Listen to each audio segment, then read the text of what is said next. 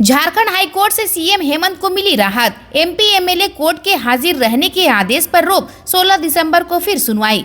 Jharkhand high court ने CM Hemant Soren को बड़ी राहत दी है। उन्हें एमपी एमएलए कोर्ट में सशरीर पेश नहीं होना होगा। आज उन्हें एमपी एमएलए कोर्ट में उपस्थित होने को कहा गया था। एमपी एमएलए कोर्ट ने उन्हें ईडी के समन की अवहेलना मामले में हाजिर होने का आदेश दिया था, जिसके बाद उन्होंने झारखंड हाईकोर्ट की शरण ली थी, जहां उन्होंने क्रिमिनल मिसलीनियस पिटीशन दाखिल की। आज इस मामले में हाईकोर्ट के न्यायाधीश जस्टिस अनिल कुमार चौधरी की अदालत ने राहत दी और एमपी एमएलए की विशेष अदालत के आदेश पर रोक लगा दी। हेमंत सोरेन की ओर से अधिवक्ता पीयूष चित्रेश, दीपांकर रॉय और श्रेय मिश्रा ने पक्ष रखा। अब इस याचिका पर अगली सुनवाई 16 दिसंबर को होगी। मैया सम्मान योजना की राशि 11 दिसंबर तक ट्रांसफर होंगे 2500 रुपये। 53 लाख महिलाओं के खाते में जाएंगे पैसे। 2 साल से पड़े पैसे का सरकार करेगी इस्तेमाल।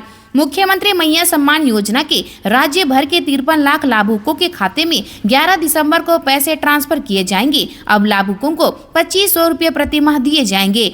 एक आकलन के मुताबिक इस पर करीब 16,000 करोड़ रुपए सालाना खर्च होंगे। लाभुकों को हर महीने पैसे मिलते रहें, इसके लिए राशि जुटाने में सरकार लग गई है। इसके लिए सरकार के उन खातों के पैसे का इस्तेमाल करने को कहा गया है जिनका इस्तेमाल पिछले 2 साल से नहीं हुआ है। मुख्यमंत्री मैया सम्मान योजना के लिए महिला बाल विकास एवं सामाजिक सुरक्षा विभाग काम करती है। सरकार ने दिसंबर से योजना की राशि 1000 से बढ़ाकर 2500 रुपये भुगतान सुनिश्चित करने का संकल्प जारी कर दिया है। हालांकि चालू वित्त वर्ष के अंत तक इसके लिए विभाग के फंड में रकम नहीं है। विभाग ने इसके लिए अनुपूरक बजट में राशि उपलब्ध कराने के लिए वित्त विभाग को मांग पत्र भेजा है। मुख्यमंत्री हेमंत सोरेन की पहल पर घर लौटेंगे विदेश में फंसे झारखंड के 50 कामगार। इस दिन से होगी वापसी। झारखंड के 50 कामगार विदेश में फंस गए हैं। मुख्यमंत्री हेमंत सोरेन की पहल पर सभी श्रमिक जल्द ही अपने घर लौटेंगे। मुख्यमंत्री की पहल पर सभी कामगारों को झारखंड लाने की कागजी कार्रवाई पूरी हो गई है। 11 से 18 दिसंबर के बीच बारी बारी से सभी लोग अपने घर पहुंचेंगे। मुख्यमंत्री कार्यालय में यह जानकारी दी है। कहा है कि झारखंड में विधानसभा चुनाव की वजह से उनकी वापसी में देरी हो गई। अगर चुनाव नहीं होते तो कामगार अब तक अपने घर में होते। सीएमओ से जारी एक विज्ञप्ति में कहा गया है कि ये लोग मलेशिया के lead master engineering and construction company में झारखंड से काम करने के लिए गए थे। झारखंड राज्य प्रवासी नियंत्रण कक्ष को 24 सितंबर 2024 को वहां काम कर रहे 70 कामगारों के फंसे होने की शिकायत मिली। कामगारों ने बताया कि 4 महीने से उनके वेतन नहीं मिला है, उन्हें भोजन भी नहीं मिल रहा है, इसलिए वे जल्द से जल्द अपने घर लौट जाना चाहते हैं। झारखंड में भी भाजपा को झेलना होगा जदयू का हस्तक्षेप। सरयू राय ने कह दी बड़ी बात।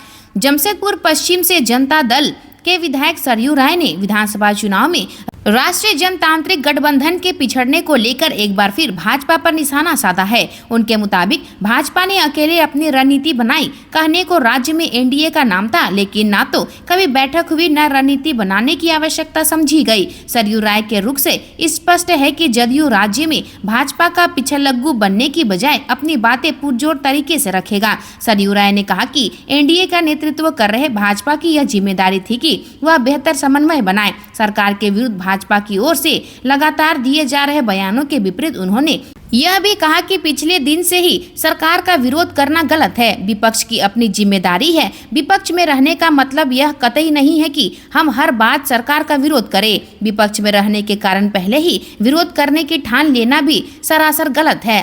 अगर सरकार अपने वादे पूरा नहीं करे तो उसकी ओर ध्यान दिलाना विपक्ष की जवाबदेही है। झारखंड में मंत्री बनने की ख्वाहिश पाले एमएलए का चल रहा जोड़ तोड़। इन नेताओं की दावेदारी मजबूत।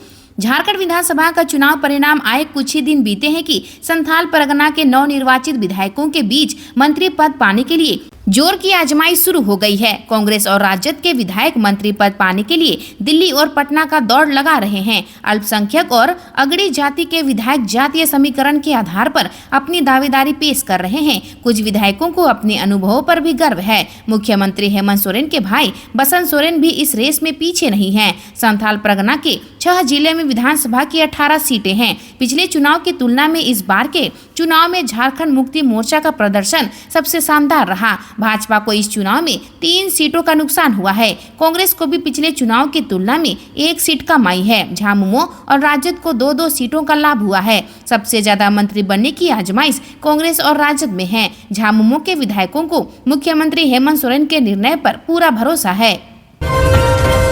झारखंड के लोग ठिठुरने के लिए रहे तैयार, गिरने वाला है तापमान, जाने कैसा रहेगा मौसम। झारखंड के लोग ठिठुरन भरी सर्दी के लिए तैयार हो जाइए। मौसम विभाग ने कहा है कि आने वाले दिनों में झारखंड के न्यूनतम तापमान में गिरावट दर्ज की जाएगी। इसकी वजह से मौसम और सर्द हो जाएगा। मौसम विभाग के मुताबिक अगले 3 दिन में न्यूनतम तापमान में 3 से 4 डिग्री तक की गिरावट हो सकती है। इसके बाद अगले 2 दिन में न्यूनतम तापमान 2 से 3 डिग्री तक बढ़ जाएगा। ऐसा भारत मौसम विज्ञान विभाग के रांची स्थित मौसम केंद्र के प्रभारी निदेशक अभिषेक आनंद ने बताया है। अभिषेक आनंद ने झारखंड में कल का मौसम के बारे में पूछे जाने पर बताया कि सुबह में हल्के से मध्यम दर्जे का कोहरा छाया रहेगा। जहां कोहरा नहीं होगा वहां धुंध होगी। बाद में आसमान साफ हो जाएगा। मौसम शुष्क रहने का अनुमान है। सीजीएल परीक्षा के अंतिम मॉडल उत्तर में संशोधन, 11 प्रश्न रद्द, कब आएगा परिणाम।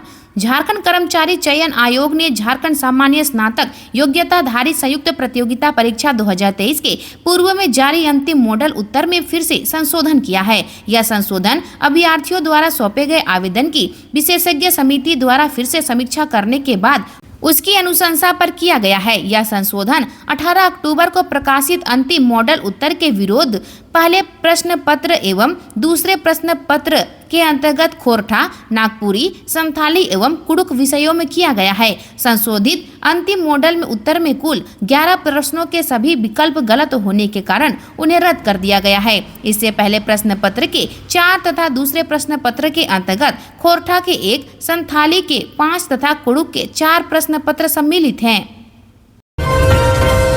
डोर टू डोर कचरा कलेक्शन के लिए रांची नगर निगम ने इस एजेंसी का किया चयन, लोगों से की ये अपील।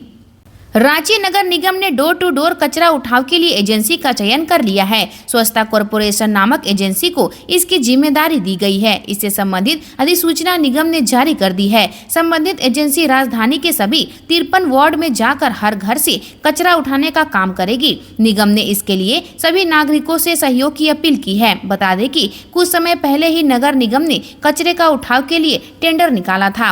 रांची नगर निगम द्वारा जारी अधिसूचना में कहा गया है कि डोर टू डोर कलेक्शन हेतु आमंत्रित निविदा के क्रम में स्वच्छता कॉरपोरेशन का चयन हुआ है। प्राइमरी कार्य कलेक्शन के लिए एजेंसी सभी 53 वार्डों में प्रत्येक हाउस होल्ड का सर्वे और RFID की शुरुआत किया जाना है। निगम ने इसके लिए सभी नागरिकों से सहयोग की अपील की है। 5 दिसंबर को हेमंत सोरेन सरकार का होगा कैबिनेट विस्तार। यहाँ देखें मंत्री बनने की रेस में कौन है सबसे आगे। झारखंड में हेमंत सोरेन सरकार का कैबिनेट विस्तार कल 5 दिसंबर को हो जाएगा।